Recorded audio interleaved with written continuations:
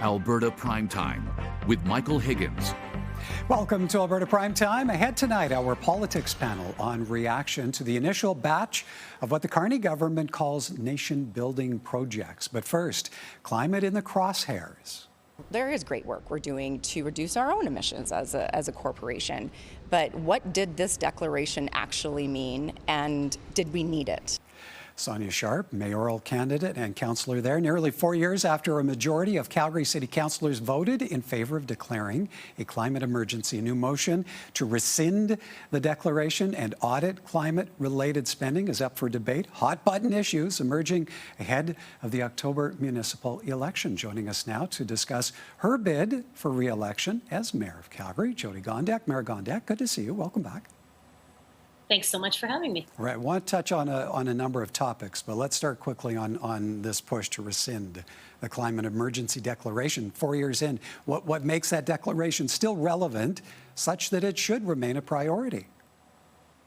At the time that we put that declaration in place, I worked very closely with leaders in the energy sector to understand what their principles were as well. And so this was put together through the city as well as through various industry sectors. So it is a strong document.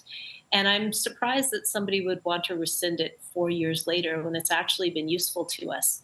I can tell you that a lot of the businesses that are choosing to call Calgary home, when they were prospects, asked us about our commitment to sustainability, and this was absolutely something we could point to.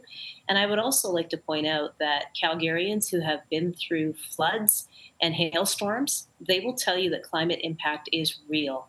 And I think we owe it to them to make sure we are clear. We will do everything we can as a city to reduce our emissions, to be more sustainable. And, you know, the other opportunity we've had here is to draw investment. So those businesses that I talked about coming to our city, that's been great for our economy. And the federal government has also helped us fund diversification of our transit fleet because they knew we were serious about climate impact. Now, you bring up the federal government. On the federal front, the Carney government out now with its initial list of major projects to pursue. How concerned are you? The inland port project for Calgary, you were urging Ottawa to fast track, isn't on the list. I'm not too concerned at this point. I mean, that's an initial list that we saw from the federal government. And our Prairie Economic Gateway project already has a memorandum of understanding with the Canada Infrastructure Bank. So it's a matter of being persistent and continuing to show them how a strong inland port benefits the nation's economy, combined with the fact that we will be able to do a greater amount of manufacturing in that area as well. So I remain very optimistic that this government just needs to see what we're proposing. And I think we will make that list. Okay, let's go to the launching of your re-election bid. You did that with a promise of cracking down on public drug use. What's that say about the direction of the platform you're putting to Calgary voters? It's one of the things that I stand by is that public safety is a really important thing for Calgarians. We have heard that loud and clear. And open drug use is something that we cannot tolerate on our streets. Just as you can't walk down the street with a beer, you shouldn't be able to use openly. And the outcome that I want from this is to make sure that people are able to access community court. Community court is a proven model. It's been working well here in Calgary. It's a partnership between Calgary Police Service, our transit and peace officers, as well as Alberta Justice and social service organizations. It gets down to the root cause of why somebody is in the situation they're in, whether it's being unhoused, mental health, or addictions. I really believe that by strengthening our bylaw, we can put people into a different course of action that can get them the supports that they need. You're seeking re-election as an independent. Was starting a municipal party ever on your radar before re-announcing your bid for re-election? I don't think parties have any role in municipal politics. And when the provincial government decided that Calgary and Edmonton would be guinea pigs for this idea, I said it loudly then, and I will keep saying it. Having parties is the kiss of death for local representation. I don't agree with it. I don't need a party whip to tell me what to do. I think it's important to listen to the people who elected you and look at the facts before you when you make a decision. We've already seen that the party system, those members of sitting council right now who are part of a party, are making decisions based on what someone has told them to do and not based on the evidence that's before them. And it's often been to the detriment of their own communities.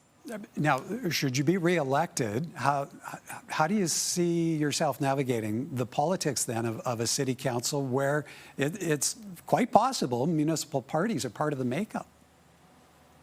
I think right now we've got alliances and allegiances on council, and I think that's just a natural thing when there's 15 individuals who are trying to get something done.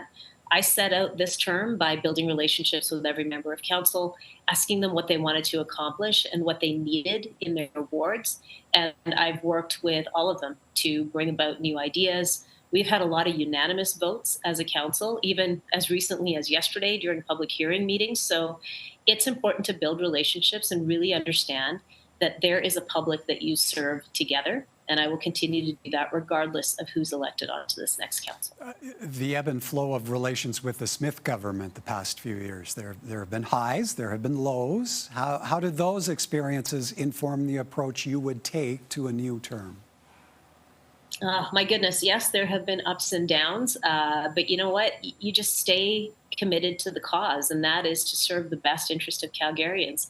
So, for example, when the provincial government decided about a year ago that they were going to withdraw their funding from the Green Line project, I called them immediately and said, I don't think you understand the consequences of this action. And it took them a good 4 or 6 weeks to come back to the table and carry on the discussion.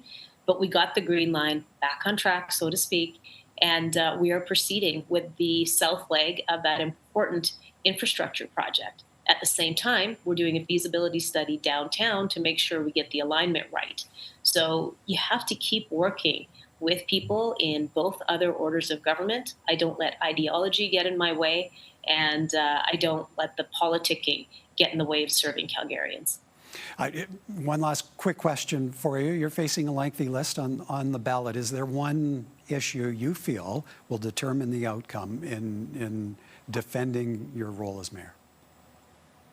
I think it's going to be important to demonstrate a couple of things. I think it's too simplistic to think that one issue will meet the needs of all Calgarians, but I will reinforce that public safety is very important.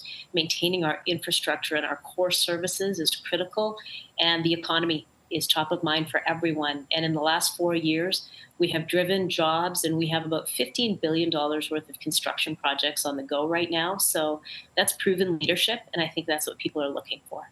All right, we'll have to leave it there. Appreciate your time. As always, Mayor Gondek, thank you. Thank you so much.